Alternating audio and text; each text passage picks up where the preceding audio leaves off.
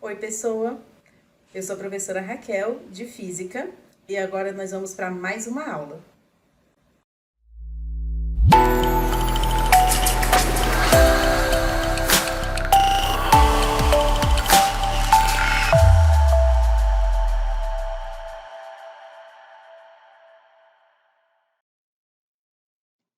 Oi, pessoal. Nós vamos resolver juntos aqui a lista que é termodinâmica 1, exemplos, tá? São os exemplos dessa primeira parte do assunto chamado termodinâmica. Então, eu trouxe aqui os enunciados para ficar mais fácil da gente acompanhar. Lê aqui comigo e já vamos marcando as partes mais importantes, tá? Então, olha lá. Eu tenho, ele me coloca, né? Tem-se 5 mols, então essa aqui é a quantidade de mols, número N, de um gás ideal monoatômico. Quando ele fala monoatômico, eu já sei que eu posso usar as fórmulas conhecidas da gente.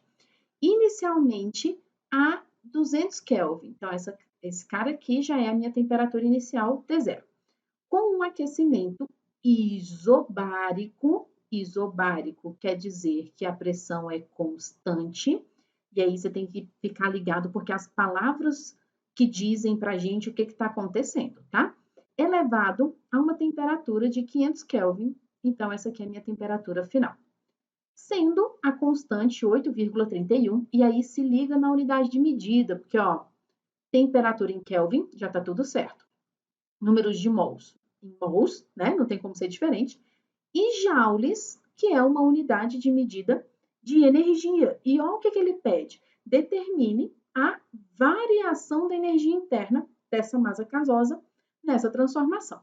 Quando ele me diz, deixa eu trocar aqui de cor de caneta, quando ele me diz que ele quer a variação, você já fica ligado, porque esse cara é um ΔU.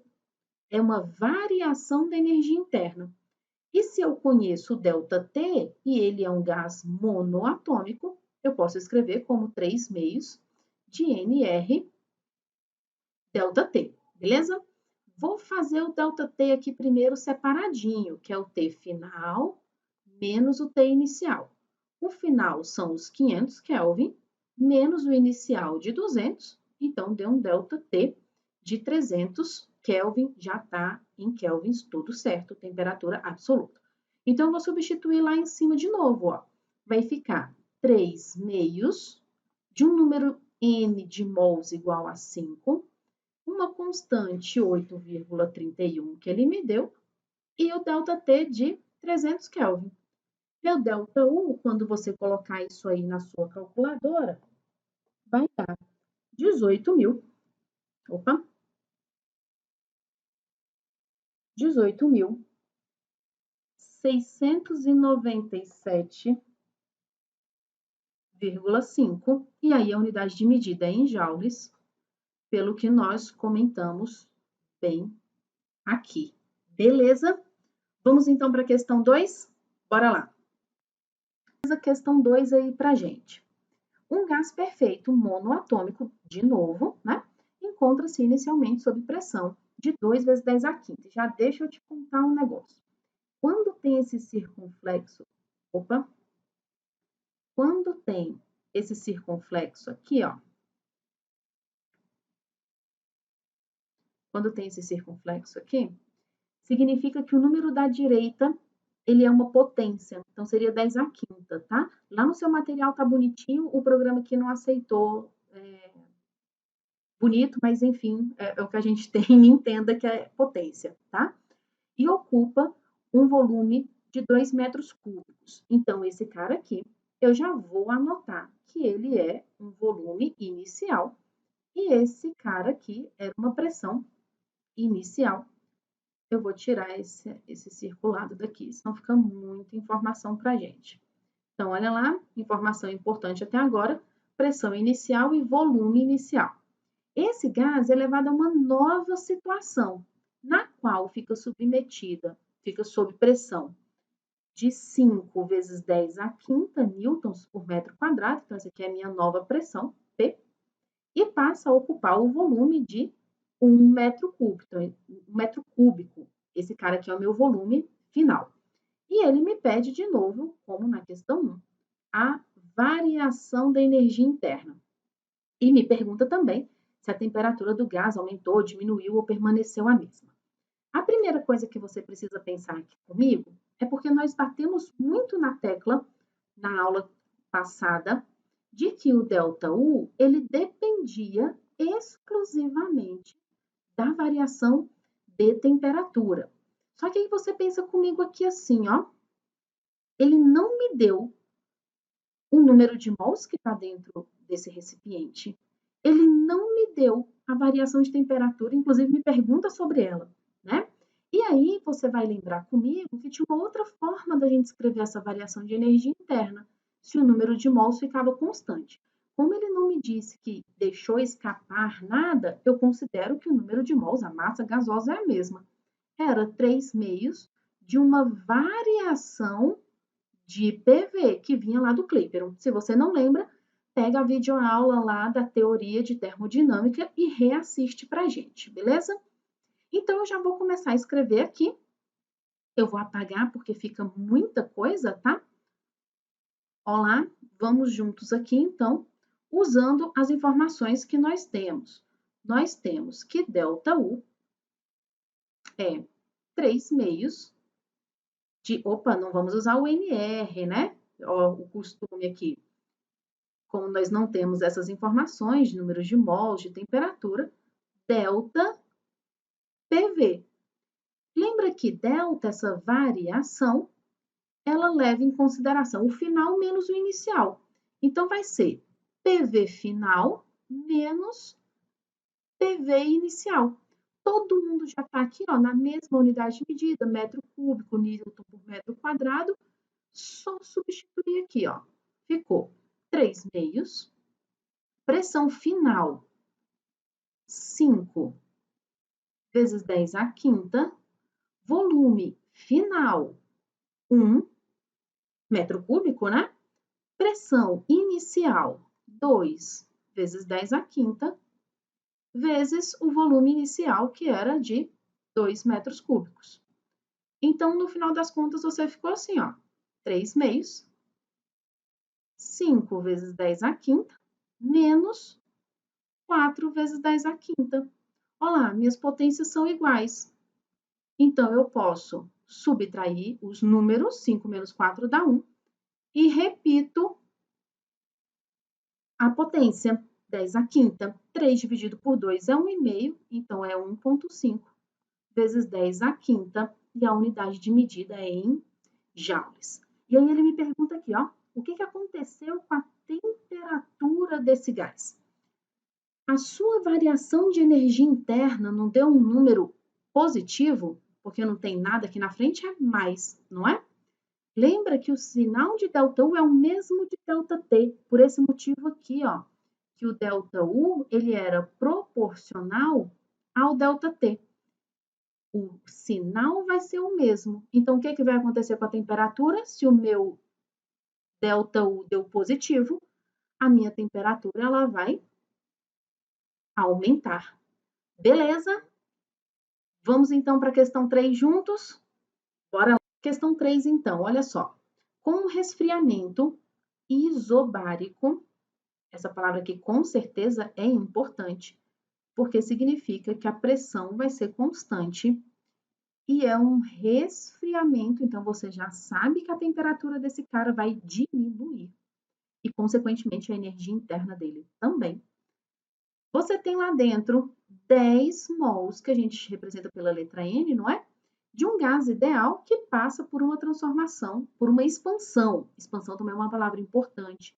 Significa que o meu volume vai aumentar, beleza? E ele me diz, inclusive, como que ele aumenta, ó. Aumenta de 2 para 3. Então, meu volume inicial é de 2 e o meu volume final é de 3 metros cúbicos. Sabendo que no início do processo o gás estava a 500 Kelvin, no início, então essa é a minha temperatura inicial, já está em Kelvin, tá beleza. A minha constante de proporcionalidade, R, temperatura absoluta, e a energia medida em joules, e isso aqui vai significar que a sua pressão precisa estar em Newton por metro quadrado, ou Pascal, que é a mesma coisa, determine, ficou faltando aqui, eu vou fazer uma gambiarra, letra A e letra B. Letra A, ele te pede assim, ó, a pressão exercida pelo gás sobre as paredes do recipiente onde está contido. Para eu fazer essa pressão, ou eu teria que conhecer o Pivot-Povetot, por exemplo, seria uma forma de fazer, ou eu teria que conhecer o trabalho realizado sobre gás, não tenho. A única forma de eu fazer, então, deixa eu trocar aqui de caneta. A única forma, então, de eu fazer a letra A é pela equação de Clapeyron. NV é igual NRT. Eu falei errado, né? PV é igual a nRT. Eita, nós. Vamos lá, então. Como é um processo isobárico, a sua pressão é a mesma para quaisquer outras variáveis de estado, volume e temperatura, né? Só que aí você tem que pensar o seguinte: você só tem uma informação de temperatura. Olha ela aqui, é o T0. Então você vai precisar olhar para um volume que corresponde a essa mesma característica, né? A esse mesmo ponto na curva, que é o V0, são os dois iniciais. Então, se a gente voltar aqui, ó, vai ficar assim: pressão, que você não sabe, não precisa diferenciar, volume, que é o 2, o número de mols, que é 10, a constante, 8,31, e a temperatura, que é de 500. Você vai multiplicar essa galera toda aqui, vai dividir por 2, e você vai achar o valor de 20.775 newtons por metro quadrado ou pascal, tanto faz. Beleza? E como é um processo isobárico, quando ele for para o volume de 3 metros cúbicos, a pressão vai continuar sendo a mesma. Na letra B, ele te pede para fazer o trabalho realizado pelo gás durante a transformação. Primeiro, como que ele já pode afirmar que é um trabalho realizado pelo gás? Não foi uma expansão? Ó, a palavra importante dando dica aqui para gente. Expansão, o gás realiza trabalho, né? Ele se expande espontaneamente. Então, a letra B vai ficar o seguinte, já que é um processo isobárico, ó, eu posso só jogar lá na fórmula, trabalho é P vezes ΔV. Então, ficou assim, ó, a pressão, não importa o que aconteça, é uma transformação isobárica. Deixa eu tirar esse ponto aqui, que esse ponto aqui não significa vezes, para a gente não se confundir. Então, são 20.775 de pressão e o volume desse carinha, que vai variar de final 3 menos o inicial 2. 3 menos 2 é 1. 1 vezes esse númerozão aí, dá esse númerozão aí. E esse trabalho vai estar medido em joules. Fechou? É muito moleza, né não? Bora para 4 para a gente acabar. Questão 4, ele fala assim, ó. O diagrama abaixo representa a transformação de uma dada massa de gás ideal ao passar do estado A para o estado B. Determine o trabalho realizado pelo gás. Opa! Determine o trabalho realizado pelo gás na transformação de A para B. De novo, ele já afirma que é pelo gás. Como que eu sei? Olha lá, eu não estou indo de A, volume 2, para B, volume 4, é uma expansão.